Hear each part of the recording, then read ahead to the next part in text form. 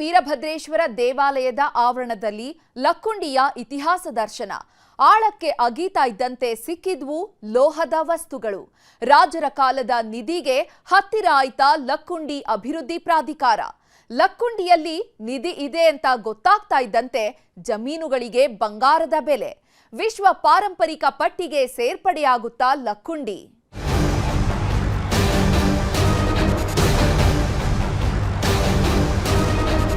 ಲಕ್ಕುಂಡಿಯಲ್ಲಿ 7ನೇ ದಿನದ ಉತ್ಖನನ.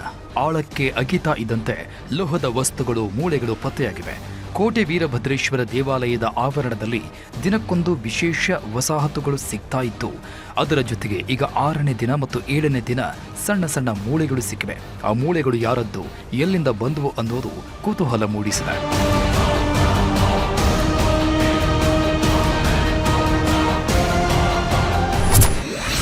ಚಿನ್ನಕ್ಕಾಗಿ ಹುಡುಕಿದ್ರೆ ಲೋಹದ ವಸ್ತುಗಳು ಪತ್ತೆ.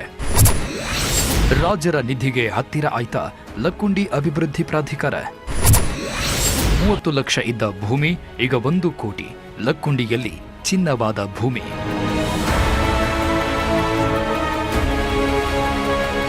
ಒಂದು ಚಿನ್ನದ ನಿಧಿ. ಭೂಮಿಯಲ್ಲಿ ಸಿಕ್ಕಿದ 470 ಗ್ರಾಂನಷ್ಟು ಚಿನ್ನ ಈಗ ಲಕ್ಕುಂಡಿಯ ಲೆಕ್ಕಾಚಾರವನ್ನೇ ಬದಲಾಯಿಸಿದೆ. ಲಕ್ಕುಂಡಿಯನ್ನ ಈಗ ಎಲ್ಲರೂ ಚಿನ್ನದ ಊರು, ನಿಧಿಗಳ ಊರು ಎನ್ನುವಂತೆ ಮಾಡಿದೆ. ಸರ್ಕಾರವೇ ಮುಂದೆ ನಿಂತು ಲಕ್ಕುಂಡಿಯಲ್ಲಿ ಉತ್ಖನನ ನಡೆಸುವಂತಾಗಿದೆ. ಆ ಉತ್ಖನನ ಈಗ ಎಲ್ಲರ ಗಮನ ಸೆಳೀತಾ ಇದ್ದು ಇಡೀ ರಾಜ್ಯ ಲಕ್ಕುಂಡಿಯ ಕಡೆಗೆ ತಿರುಗಿ ನೋಡುವಂತಾಗಿದೆ.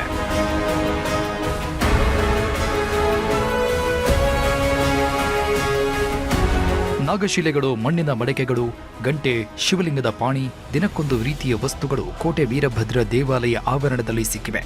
ಅದನ್ನೆಲ್ಲ ನೋಡಿ ಜನರು ಒಂದೊಂದು ವಸ್ತುವಿಗೂ ಒಂದೊಂದು ರೀತಿಯ ಕಥೆ ಹೇಳ್ತಾ ಇದ್ದಾರೆ. ಕೋಟೆ ಆವರಣದಲ್ಲಿ ಲಕ್ಕುಂಡಿ ಅಭಿವೃದ್ಧಿ ಪ್ರಾಧಿಕಾರ ಉತ್ಖನನ ಮಾಡ್ತೀವಿ ಅಂತ ಹೇಳಿದಾಗಲೇ ಅದನ್ನ ನಿಧಿಯ ಹುಡುಕಾಟ ಅಂತ ಬಣ್ಣಿಸಲಾಗಿತ್ತು. ಆ ಸ್ಥಳದಲ್ಲಿ ಟಂಕಸಾಲೆ ಇತ್ತು, ಅಲ್ಲಿ ಅಪಾರ ಪ್ರಮಾಣದ ನಿಧಿ ಇದೆ, ಅದಕ್ಕೆ ಸರ್ಕಾರ ಉತ್ಖನನ ಮಾಡಲು ಮುಂದಾಗಿದೆ ಅಂತ ಹೇಳಲಾಗಿತ್ತು. ಆ ಜಾಗದಲ್ಲಿ ನಿಧಿ ಸಿಗುತ್ತೆ ಅಂತಲೇ ಎಲ್ಲರೂ ಕಾಯ್ತಾ ಇದ್ರು. ಆದರೆ ಅಲ್ಲಿ ಈವರೆಗೆ ಚಿನ್ನದ ನಿಧಿ ಸಿಕ್ಕಿಲ್ಲ. ಆದರೆ ತುಂಬಾ ಪುರಾತನ ಕಾಲದ ವಸ್ತುಗಳು ಮಾತ್ರ ಪತ್ತೆಯಾಗ್ತಾನೆ ಇವೆ.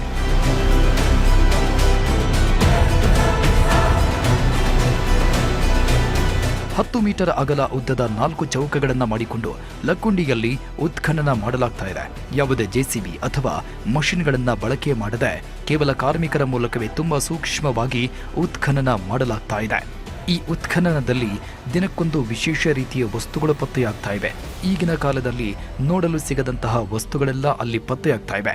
ಶಿವಲಿಂಗದ ಪಾಣಿ ರೀತಿಯ ವಸ್ತು, ನಾಗರ ಕಲ್ಲುಗಳು, ಗಂಟೆ ರೀತಿಯ ಆಕೃತಿ, ಹಾಗೆ ಶಿಲಾಯುಗದ ಕೊಡಲಿ ರೀತಿ ಕಾಣುವ ಕಲ್ಲು, ಹೀಗೆ ಹಲವು ವಸ್ತುಗಳು ಪತ್ತೆಯಾಗಿವೆ. ಅದೆಲ್ಲ ಒಂದು ಕಡೆ ಆದರೆ ಈಗ ಲಕ್ಕುಂಡಿಯಲ್ಲಿ ಕಳೆದ 2 ದಿನಗಳಿಂದ ಮೂಳೆಗಳು ಸಿಗ್ತಾ ಇತ್ತು. ಇದು ಈಗ ಲಕ್ಕುಂಡಿಯ ಬಗ್ಗೆ ಮತ್ತಷ್ಟು ಕುತೂಹಲ ಹೆಚ್ಚು ಮಾಡುವಂತೆ ಮಾಡಿದೆ.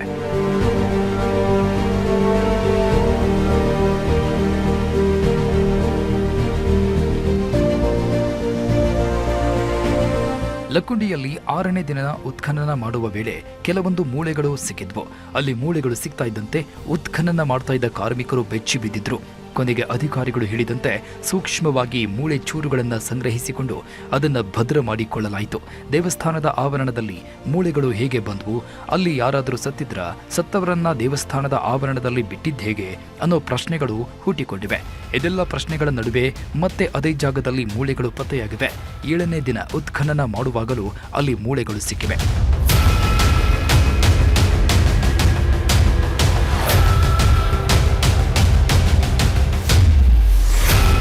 ಉತ್ಖನನ ಸ್ಥಳದಲ್ಲಿ 7ನೇ ದಿನವೂ 5 ಮೂಳೆಗಳು ಪತ್ತೆಯಾಗಿವೆ. ಒಟ್ಟು 5 ಮೂಳೆಯ ಚೂರುಗಳು ಕಾಣಿಸಿವೆ. ಅದನ್ನು ತೆಗೆದುಕೊಂಡಿರುವ ಪುರಾತತ್ವ ಇಲಾಖೆ ಅಧಿಕಾರಿಗಳು ಸೂಕ್ಷ್ಮವಾಗಿ ಪರಿಶೀಲನೆ ಮಾಡಿದ್ದಾರೆ. 7-8 ಅಡಿಗಳಷ್ಟು ಆಳದಲ್ಲಿ ಮೂಳೆಗಳು ಸಿಗ್ತಾ ಇರೋದ್ರಿಂದ ಗ್ರಾಮಸ್ಥರು ಅಚ್ಚರಿಯಿಂದ ನೋಡ್ತಾ ಇದ್ದಾರೆ. ದೇವಾಲಯ ಆವರಣದಲ್ಲಿ ಯಾರಾದರೂ ಸತ್ತಿದ್ರಾ ಅಥವಾ ಯುದ್ಧಗಳು ಏನಾದರೂ ನಡೆದ್ವಾ ಅಂತ ಯೋಚನೆ ಮಾಡ್ತಾ ಇದ್ದಾರೆ.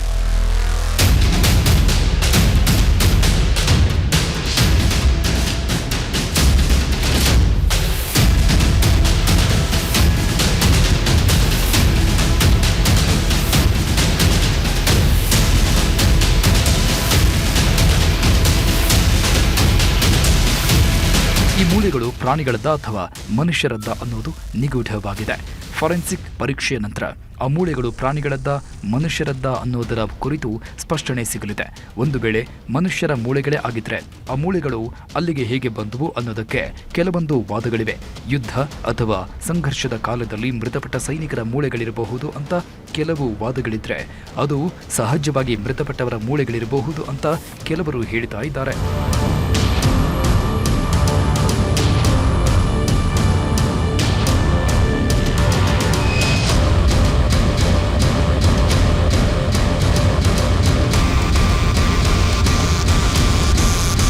ಈಗ ಉತ್ಖನನ ನಡೀತಾ ಇರೋದು ದೇವಾಲಯ ಅಥವಾ ಮಠದ ಆವರಣದ ಪ್ರದೇಶದಲ್ಲಿ. 1000 ವರ್ಷದ ಹಿಂದೆಯೂ ಅಲ್ಲಿ ಯಾವುದಾದರೂ ದೇವಾಲಯ ಅಥವಾ ಮಠ ಇರಬಹುದು, ಇಲ್ಲಾಂದ್ರೆ ಯಾರನ್ನಾದರೂ ಅಲ್ಲಿ ಸಮಾಧಿ ಮಾಡಿರಬಹುದು. ಆದ್ದರಿಂದ ಅಲ್ಲಿ ಮೂಳೆಗಳು ಸಿಗ್ತಿವೆ ಅಂತಿದ್ದಾರೆ ಇನ್ನು ಕೆಲವೊಂದು ಶಾಸನಗಳು ಲಕ್ಕುಂಡಿಯ ಮೇಲೆ ಬೇರೆ ರಾಜರು ದಾಳಿ ನಡೆಸಿದ್ದಾರೆ ಅನ್ನೋದಕ್ಕೆ ಸಾಕ್ಷ್ಯ ಒದಗಿಸ್ತಾ ಇತ್ತು. ಆದರೆ ಅಂತಹ ದಾಳಿಗಳೇನು ನಡೆದೇ ಇಲ್ಲ ಅಂತಿದ್ದಾರೆ ಲಕ್ಕುಂಡಿ ಅಭಿವೃದ್ಧಿ ಪ್ರಾಧಿಕಾರದವರು.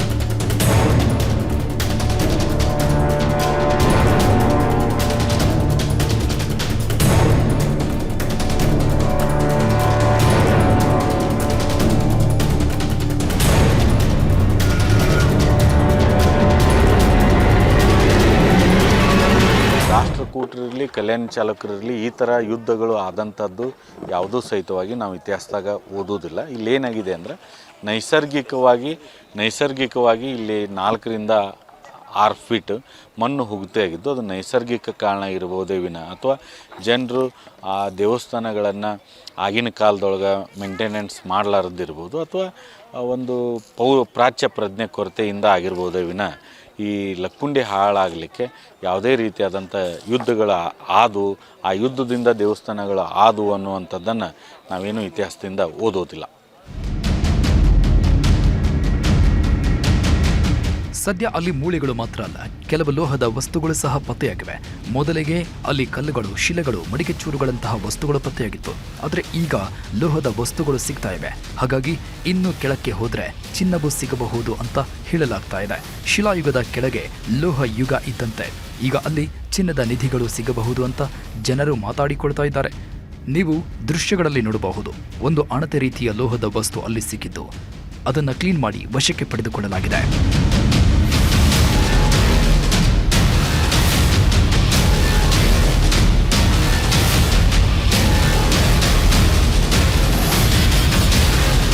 ಈಗ ಉತ್ಖನನ ಮಾಡ್ತಾ ಇರೋ ಜಾಗವನ್ನ ಅಚ್ಚಪ್ಪನ ಬಯಲು ಅಂತ ಹಿಂದಿನ ಕಾಲದಲ್ಲಿ ಕರೀತಾ ಇದ್ರು. ಹಾಗಾಗಿ ಇಲ್ಲಿ ಟಂಕಸಾಲೆ ಇತ್ತು ಅನ್ನೋ ನಂಬಿಕೆ ಇದೆ. ಟಂಕಸಾಲೆ ಇದ್ದಿದ್ರಿಂದಲೇ ಅಲ್ಲಿ ಚಿನ್ನವೂ ಸಿಗಬಹುದು ಅನ್ನೋ ಲೆಕ್ಕಾಚಾರದಲ್ಲಿ ಉತ್ಖನನ ಮಾಡಲಾಗ್ತಾ ಇದೆ. ಅದಕ್ಕೆ ಉತ್ಖನನಕ್ಕೆ ಆ ಜಾಗವನ್ನ ಆಯ್ಕೆ ಮಾಡಿಕೊಡಲಾಗಿದೆಯಂತೆ.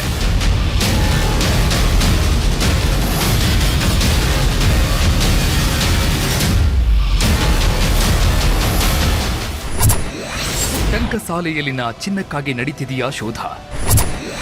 ಚಿನ್ನದ ನಾಣ್ಯ ತಯಾರಿಸ್ತಾ ಇದ್ದ ಪರಿಕರಗಳು ಪತ್ತೆಯಾಗುತ್ತಾ?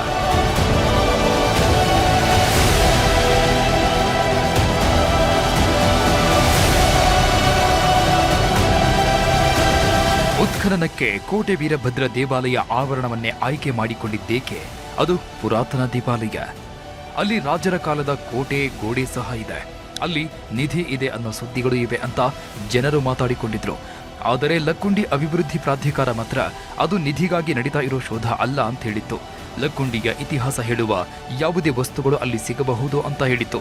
ಅಲ್ಲದೆ ಊರಲ್ಲಿ ನಿಧಿ ಸಿಕ್ಕಿದೆ ಅಂತ ಮಾತ್ರ ಉತ್ಖನನ ಮಾಡ್ತಾ ಇಲ್ಲ. ಉತ್ಖನನಕ್ಕೆ ತುಂಬಾ ಹಿಂದೆಯೇ ನಿರ್ಧರಿಸಲಾಗಿತ್ತು ಅಂತ ಹೇಳಿದ್ರು.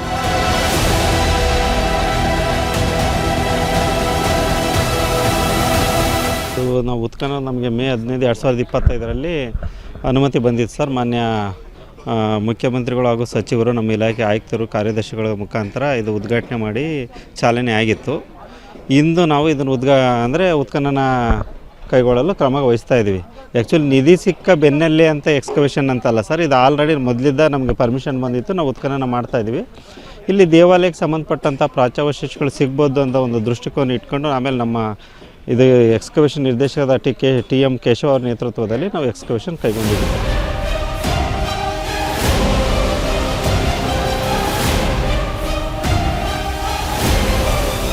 ಉತ್ಖನನಕ್ಕೆ ಸರ್ಕಾರವೇನೋ ಈ ಹಿಂದೆಯೇ ಅನುಮತಿ ಕೊಟ್ಟಿತ್ತು. ಆದರೆ ಇಂತಹದ್ದೇ ಜಾಗದಲ್ಲಿ ಉತ್ಖನನ ಮಾಡಬೇಕು ಅನ್ನೋದು ಲಕ್ಕುಂಡಿ ಅಭಿವೃದ್ಧಿ ಪ್ರಾಧಿಕಾರದವರ ಪ್ಲಾನ್. ಯಾಕಂದ್ರೆ ಲಕ್ಕುಂಡಿ ಪ್ರಾಧಿಕಾರದವರಿಗೆ ಎಲ್ಲಿ ಉತ್ಖನನ ಮಾಡಿದ್ರೆ ಚಿನ್ನ ಸಿಗತ್ತೆ ಅನ್ನೋದು ಚೆನ್ನಾಗಿ ಗೊತ್ತಿತ್ತು. ಅದಕ್ಕೆ ಕೋಟೆ ವೀರಭದ್ರೇಶ್ವರ ದೇವಾಲಯ ಆವರಣವನ್ನ ಆಯ್ಕೆ ಮಾಡಿಕೊಂಡಿದೆ. ಈ ಸ್ಥಳವನ್ನ ಈ ಹಿಂದೆ ಅಚ್ಚಯ್ಯನ ಬಯಲು ಅಂತ ಕರೀತಾ ಇದ್ರಂತೆ. ಅಚ್ಚಯ್ಯನ ಬಯಲು ಅಂದ್ರೆ ಅಚ್ಚು ಹಾಕ್ತಾ ಇದ್ದಂತಹ ಸ್ಥಳ. ನಾಣ್ಯಗಳನ್ನ ಅಚ್ಚು ಮಾಡ್ತಾ ಇದ್ದ ಸ್ಥಳವೇ ಅಚ್ಚಯ್ಯನ ಬಯಲು ಆಗಿತ್ತು. ಅದಕ್ಕೆ ಅಲ್ಲಿ ಚಿನ್ನದ ನಾಣ್ಯಗಳು ಸಿಗಬಹುದು ಅಂತ ಆ ಸ್ಥಳದಲ್ಲಿ ಉತ್ಖನನ ಮಾಡಲಾಗ್ತಾ ಇದೆ.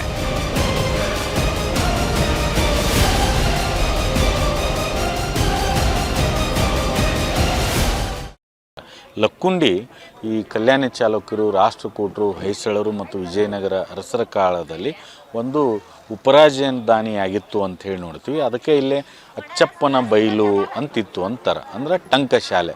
ಅಚ್ಚಪ್ಪನ ಬೈಲು ಅಂದರೆ ಬಂಗಾರದ, ತಾಮ್ರದ ನಾಣ್ಯಗಳಿಗೆ ಅಚ್ಚು ಹಾಕುವಂಥ ಸ್ಥಳಕ್ಕೆ ಅಚ್ಚಪ್ಪನ ಬೈಲು ಅಂತ ಕರಿತೀವಿ. ಆ ನಿಟ್ಟಿನೊಳಗೆ ನಮ್ಮ ಲಕ್ಕುಂಡಿ ಪ್ರಮುಖವಾದಂಥ ಒಂದು ಶಿಲ್ಪಕಲೆ ಮತ್ತು ವಾಸ್ತುಶಿಲ್ಪಕ್ಕೆ ಹೆಸರುವಾಸಿಯಾದಂಥ ಒಂದು ಕೇಂದ್ರ ಆಗಿತ್ತು.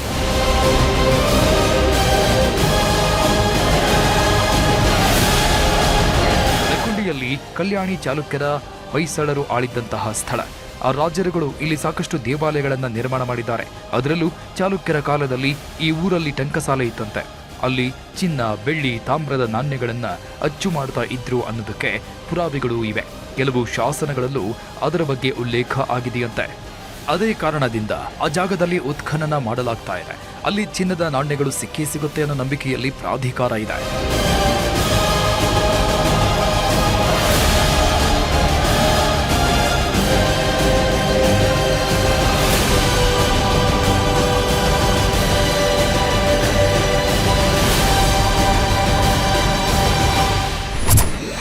ಲಕ್ಕುಂಡಿಯ ನಾಗಶಿಲೆಯ ಮೇಲೆ ಎಲ್ಲರ ಕಣ್ಣು. ನಾಗರ ಕಲ್ಲಿಗೂ ನಾಗರ ಹಾವಿಗೂ ಸಂಬಂಧ ಇದೆಯಾ?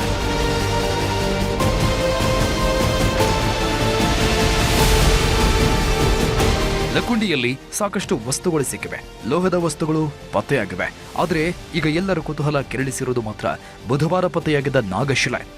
ಕುತೂಹಲ ಕೆರಳಿಸಿದೆ. ಬುಧವಾರ ಹಸಿರು ಬಣ್ಣದ ಕಲ್ಲಿನ ನಾಗಶಿಲೆ ಪತ್ತೆಯಾಗಿತ್ತು. ಅಲ್ಲಿ ಸಿಗ್ತಾ ಇರೋ ಎಲ್ಲ ಕಲ್ಲುಗಳು ಕಪ್ಪು ಕಲ್ಲುಗಳಾಗಿದ್ರೆ ನಾಗಶಿಲೆ ಮಾತ್ರ ಮಿಂಚುವ ಅಪರೂಪದ ಕಲ್ಲಿನ ರೀತಿ ಇತ್ತು. ಅದರ ಮೂಲಕ್ಕಾಗಿ ಈಗ ಶೋಧ ಮಾಡಲಾಗ್ತಾ ಇದೆ. ಇಲ್ಲಿನ ನಿಧಿಯನ್ನ ನಾಗರ ಸರ್ಪ ಕಾಯುತ್ತಿರಬಹುದು. ಅದಕ್ಕೆ ಅಲ್ಲಿ ನಾಗರ ಕಲ್ಲು ಪತ್ತೆಯಾಗಿದೆ ಅಂತಾರೆ ಗ್ರಾಮಸ್ಥರು.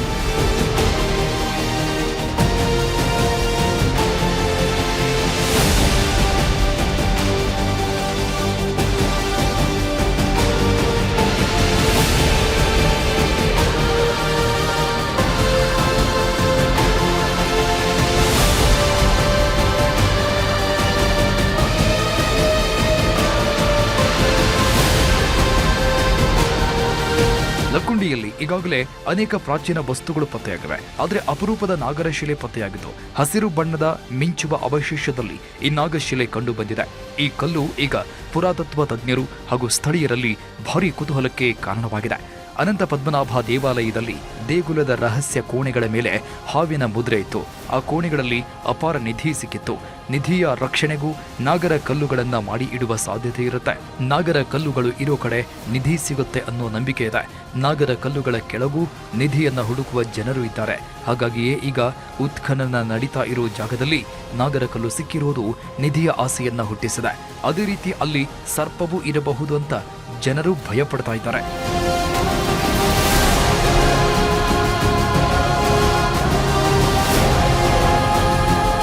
ಮೊನ್ನೆ ತಾನೇ ಕೋಟೆ ಆವರಣದಲ್ಲಿ ಜೆಸಿಬಿ ಕೆಲಸ ಮಾಡುವಾಗ ಅಲ್ಲೊಂದು ಸರ್ಪ ಕಾಣಿಸಿಕೊಂಡಿತ್ತು.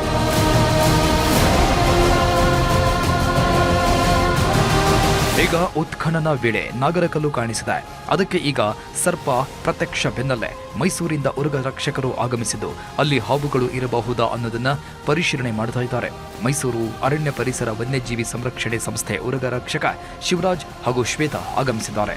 ಉತ್ಖನನ ಜಾಗ ಹಾಗೂ ಗೋಡೆ ಬಳಿ ಬೃಹತ್ ಹಾವು ಪರಿಶೀಲನೆ ನಡೆಸಿದ್ದಾರೆ. ಅಷ್ಟೇ ಅಲ್ಲದೆ ಇಲ್ಲಿ ಕಾಣಿಸಿದ ಹಾವುಗಳಿಗೆ ಕೂದಲು ಇದೆ ಅನ್ನೋ ಸುದ್ದಿ ಕೇಳಿಬಂದಿದ್ದು ಹಾವಿಗೆ ಕೂದಲು ಇರಲು ಸಾಧ್ಯವಿಲ್ಲ. ಸುಳ್ಳು ಸುದ್ದಿಗೆ ಯಾರೂ ಕಿವಿಗೊಡಬಾರದು ಅಂತ ತಜ್ಞರು ಹೇಳಿದ್ದಾರೆ.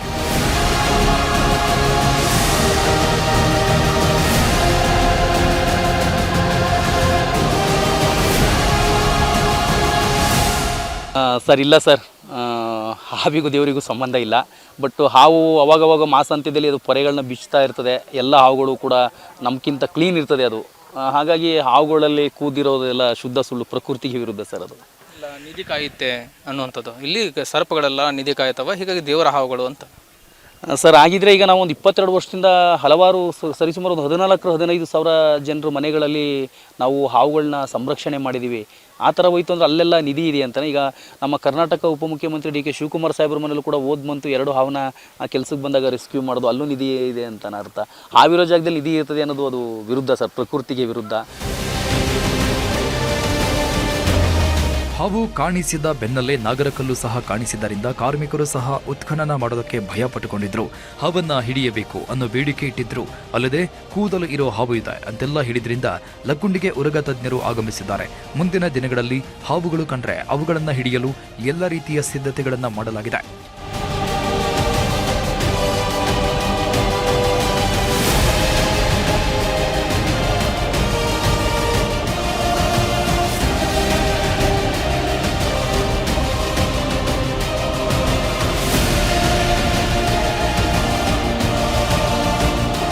ಸದ್ಯ ಉತ್ಖನನ ಮಾಡ್ತಾ ಇರೋ ಜಾಗ ದಿನದಿಂದ ದಿನಕ್ಕೆ ಎಲ್ಲರ ಗಮನ ಸೆಳೀತಾ ಇದ್ದು, ಜನರು ಉತ್ಖನನವನ್ನ ನೋಡೋದಕ್ಕೆ ಅಂತಲೇ ಬರ್ತಾ ಇದ್ದಾರೆ. ಕೆಲವರು ಹಾವುಗಳ ಬಗ್ಗೆ ಕೇಳಿ ಬರ್ತಾ ಇದ್ದಾರೆ, ಇನ್ನು ಕೆಲವರು ನಿಧಿ ಬಗ್ಗೆ ವಿಚಾರ ಗೊತ್ತಾಗಿ ಬರ್ತಾ ಇದ್ದಾರೆ. ಒಟ್ಟಾರೆ ಈಗ ಲಕ್ಕುಂಡಿಗೆ ಭೇಟಿ ಕೊಡೋರ ಸಂಖ್ಯೆ ಈ ಹಿಂದಿಗಿಂತಲೂ ಹೆಚ್ಚಾಗಿದ್ದು, ಲಕ್ಕುಂಡಿಯನ್ನ ಇನ್ನಷ್ಟು ಅಭಿವೃದ್ಧಿ ಮಾಡಬೇಕು ಅಂತ ಪ್ರಾಧಿಕಾರ ತೀರ್ಮಾನಿಸಿದೆ.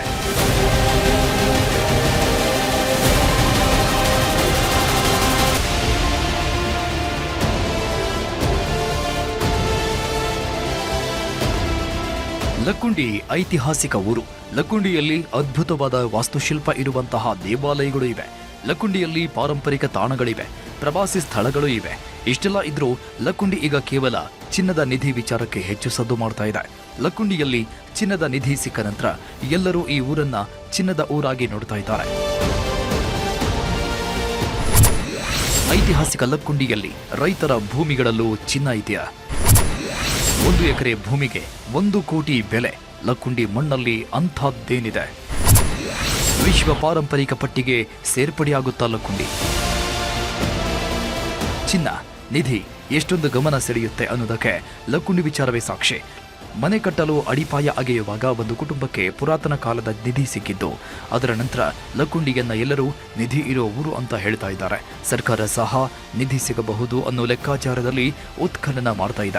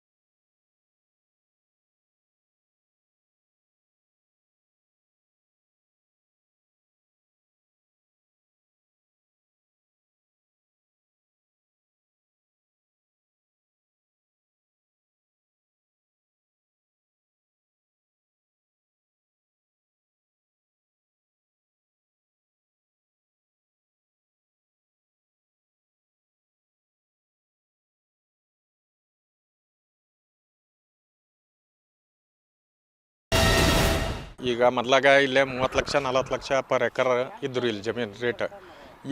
ಈಗೇನು ವಿಶ್ವ ಪರಂಪರೆ ಲಿಸ್ಟಿಗೆ ಏನು ಸೇರ್ಪಡೆ ಮಾಡ್ತೀವಿ ಅಂತ ರಾಜ್ಯ ಸರ್ಕಾರದವರು ಯಾವಾಗ ಗದಗ ಜಿಲ್ಲಾ ಉಸ್ತುವಾರಿ ಮಂತ್ರಿಗಳು ಹೇಳಿದ್ರೆ, ಈಗ 4-5 ದಿನದಿಂದ ಮತ್ತೆ ದೊಡ್ಡ ದೊಡ್ಡ ವ್ಯಾಪಾರಸ್ಥರು ಅವರೆಲ್ಲ ಇಲ್ಲಿ ಲಕ್ಕುಂಡಿ ಗ್ರಾಮಕ್ಕೆ ಭೇಟಿ ಕೊಡಕತ್ತಾರ. ಈಗ ರೇಟೂ ಅದ್ರ ಡಬಲ್ ಆಗಿ ಹೋಗೈತ್ರಿ. ಈಗ 1,90,00,000, 1,10,00,000, 1,20,00,000 ತನ ಇದೇ ವಾರದಾಗ ನಮ್ಮ 3-4 ಹೊಲ ಆಸ್ತಿ ಖರೀದಿನೂ ಆಗ್ಯಾವ. ಈಗ ನೋಂದಣಿಗೂ ಹೋಗ್ಯಾವ. ಈಗ ಎಲ್ಲ ಕೋಟಿ ದಾಟಿ ಹೋಗ್ಯಾವ್ರಿ. ಈಗ ರೇಟೂ ಜಂಪ್ ಆಗೈತಿ ಇಲ್ಲಿ ಎಲ್ಲ. ಈಗ ಭೂಮಿ ರೇಟ್, ಆಮೇಲೆ ರೋಡಿಗೆ ಹಚ್ಚಿರ್ತಕ್ಕಂಥ ಭೂಮಿ ಎಲ್ಲ ನೀರಾವರಿ ಪ್ರದೇಶ ಅದಾವೆ. ಈಗ ನೀವು ನೋಡಿದ್ರಲ್ಲ, ಎಲ್ಲ ಇಷ್ಟು ನೀರಾವರಿ ಅದಾವೆ. ಆಮೇಲೆ ನಮ್ಮಲ್ಲೆಲ್ಲ ಕೆರೆ ನೀರಿನ ತುಂಬಿಸೋ ವ್ಯವಸ್ಥೆ ಅದು ಮಾಡೋದಕ್ಕೆ ನೀರಾವರಿನೂ ನಮಗೇನು ತೊಂದರೆ ಇಲ್ಲ. ಹಿಂಗಾಗಿ ಭೂಮಿ ರೇಟ್ ಆಟೋಮೆಟಿಕ್ ಹೆಚ್ಚಾಗೈತಿ. ಸಾಮಾನ್ಯವಾಗಿ ಪ್ರವಾಸಿ ಸ್ಥಳ ಅಂದ್ರೇನೆ ಅಲ್ಲಿ ಭೂಮಿಗಳ ಬೆಲೆ ಹೆಚ್ಚಾಗಿರುತ್ತೆ. ಹೋಟೆಲ್ಗಳು, ಲಾಡ್ಜ್ಗಳನ್ನ ನಿರ್ಮಾಣ ಮಾಡೋದಕ್ಕೆ ಹೆಚ್ಚು ದುಡ್ಡು ಕೊಟ್ಟು ಭೂಮಿ ಖರೀದಿ ಮಾಡ್ತಾರೆ. ಅಷ್ಟೇ ಅಲ್ಲದೆ ಲಕ್ಕುಂಡಿಯನ್ನ ವಿಶ್ವ ಪಾರಂಪರಿಕ ಪಟ್ಟಿಗೆ ಸೇರಿಸುವ ಪ್ರಯತ್ನ ಕೂಡ ನಡೆಯುತ್ತದೆ. ಪ್ರವಾಸಿಗರು ಬರೋ ಸಂಖ್ಯೆಯು ಚಿನ್ನದ ನಿಧಿ ಸಿಕ್ಕ ನಂತರ ಹೆಚ್ಚಾಗಿದೆ. ಹಾಗಾಗಿ ಲಕ್ಕುಂಡಿಯ ಭೂಮಿಗೆ ಈಗ ಫುಲ್ ಡಿಮ್ಯಾಂಡ್ ಬಂದಿದ್ದು 1 ಎಕರೆ ಕೋಟಿ ರೂಪಾಯಿ ಆದರೂ ಪರವಾಗಿಲ್ಲ ಅಂತ ರಿಯಲ್ ಎಸ್ಟೇಟ್ನವರು ಖರೀದಿ ಮಾಡ್ತಾ ಇದ್ದಾರಂತೆ. ಸುನ್ಯಕಲ್ಲಿಗೆ ಈಗ ಉತ್ಖನನ ಸಲುವಾಗಿಂದಾಗ ಇಲ್ಲಿ ಭೂಮಿ ರೇಟಿನೂ ಹೆಚ್ಚಾಗೈತೆ ರೀ. ಆಂತರ ಭೂಮಿನೂ ನಮ್ಗೆ ಬೇಕಂದ್ರೆ ಸಿಗಂಗಿಲ್ಲ ರೀ. ಆ ನಮೂನೆ ಆಗೈತಿ. ಬೇಕು ನಂಗೆ ಭೂಮಿ ಬೇಕಂದ್ರೆ ಸಿಗಂಗಿಲ್ಲ ರೀ. ರೇಟ್ ನೋಡ್ರಿ ಕೋಟಿಗಟ್ಟಲೆ ಐತಿ. ಹ್ಞೂ ರೀ ತೊಗೊಂಡು ಬಂದುಬಿಟ್ರೆ ರೀ. ಮತ್ತು ಈಗ ಸೂರಜ್ ಕಮ್ಮಿ ಭಾಳ ಹೋಗ್ಯವ್ರಿಗೆ ಭೂಮಿ. ಬಂಡವಾಳ ಹಾಕಿ ಅಲ್ಲಿ ಖರೀದಿನೇ ಆಗ್ಯವ್ರಿಗೆ ಭೂಮಿ. ಹೌದು, ಭೂಮಿ ಡಿಮ್ಯಾಂಡ್ ಆಗೈತೆ ರೀ. ಈಗ ನಮ್ಮ ಈ ಲಕ್ಕುಂಡಿ ಒಂದು ಅಭಿವೃದ್ಧಿ ಆಗ್ತತೆ. ಯಾವ ನಿಟ್ಟಿನೊಳಗೆ ಇಲ್ಲೆಲ್ಲ ಬಂದ್ಕಾರ ಬಂಡವಾಳಶಾಹಿಗಳು ಬಂಡವಾಳ ಹಾಕಾಗ್ತಾರೆ, ಪ್ರವಾಸೋದ್ಯಮ ಬೆಳೆಸಾಕಂತಾರೆ ಅಂತ ಹೇಳಿ ಬೆಳೆಸಾಕತ್ತಾರೆ. ಹ್ಞೂ ರೀ. ದೊಡ್ಡ ಈಗೇನಿಲ್ಲ ರೀ, ವ್ಯಾಪಾರಸ್ಥ ಲೈನಾಗಿ ಲಾಭ ಐತ್ರಿ. ರೈತಕ್ಕೆ ಏನ್ರಿ ಹೊಸ ಮಂದಿಗೆ ಎಲ್ಲ ಅನುಕೂಲ ಆಕೈತಿ, ಹೊಸ ಮಂದಿಗೆ ಅನುಕೂಲ ಆಗಲ್ಲ, ಹಂಗೆ ಕೂಡ ಆಗ್ತದೆ. ಕೆಲವರು ಲಕ್ಕುಂಡಿ ಅಭಿವೃದ್ಧಿ ಆಗುತ್ತೆ ಅನ್ನೋ ನಿಟ್ಟಿನಲ್ಲಿ ಭೂಮಿಯನ್ನ ಖರೀದಿ ಮಾಡಿ ಇಟ್ಟುಕೊಳ್ತಾ ಇದ್ರೆ, ಇನ್ನು ಕೆಲವರು ಈ ಭಾಗದಲ್ಲಿ ಚಿನ್ನ ಸಿಗಬಹುದು ಅನ್ನೋ ಕಾರಣಕ್ಕೆ ಭೂಮಿ ಖರೀದಿ ಮಾಡ್ತಾ ಇದ್ದಾರೆ. ತಮ್ಮ ಭೂಮಿಯಲ್ಲೂ ಎಂದಾದರೂ ನಿಧಿ ಸಿಕ್ಕರೆ ಆಗ ಕೋಟಿ ಕೋಟಿ ದುಡ್ಡು ಮಾಡಿಕೊಳ್ಳಬಹುದು ಅಂತ ಆಸೆ ಪಡ್ತಾ ಇದ್ದಾರೆ. ಒಂದು ವೇಳೆ ಚಿನ್ನ ಸಿಕ್ಕಿಲ್ಲ ಅಂದ್ರೂ ಲಕ್ಕುಂಡಿ ಮುಂದಿನ ದಿನಗಳಲ್ಲಿ ವಿಶ್ವ ಪಾರಂಪರಿಕ ಪಟ್ಟಿಗೆ ಸೇರಲಿದೆ. ಆಗ ಜಮೀನಿಗೆ ಇನ್ನೂ ಹೆಚ್ಚು ಬೆಲೆ ಸಿಗಬಹುದು ಅನ್ನೋ ಲೆಕ್ಕಾಚಾರವೂ ಇದೆ. ಒಂದೆಡೆ ಇತಿಹಾಸದ ಅವಶೇಷಗಳು, ಮತ್ತೊಂದೆಡೆ ಅಭಿವೃದ್ಧಿಯ ಕನಸು. ಉತ್ಖನನದ ಜೊತೆಗೆ ಲಕ್ಕುಂಡಿಯ ಭವಿಷ್ಯವು ಹೊಸ ದಿಕ್ಕಿನಲ್ಲಿ ಸಾಗುತ್ತಿದೆ. ಇನ್ನು ಎಷ್ಟೆಲ್ಲ ರಹಸ್ಯಗಳು ಮಣ್ಣಿನೊಳಗಿಂದ ಹೊರಬರಲಿದೆ ಅನ್ನೋದನ್ನ ಕಾದು ನೋಡಬೇಕಿದೆ. ಇದೇ ಹೊತ್ತಿನ ವಿಶೇಷ. ನೋಡ್ತಾ ಇರಿ ನ್ಯೂಸ್ 18, ಜಾಲ ನಮ್ಮದು, ಬಲ ನಿಮ್ಮದು.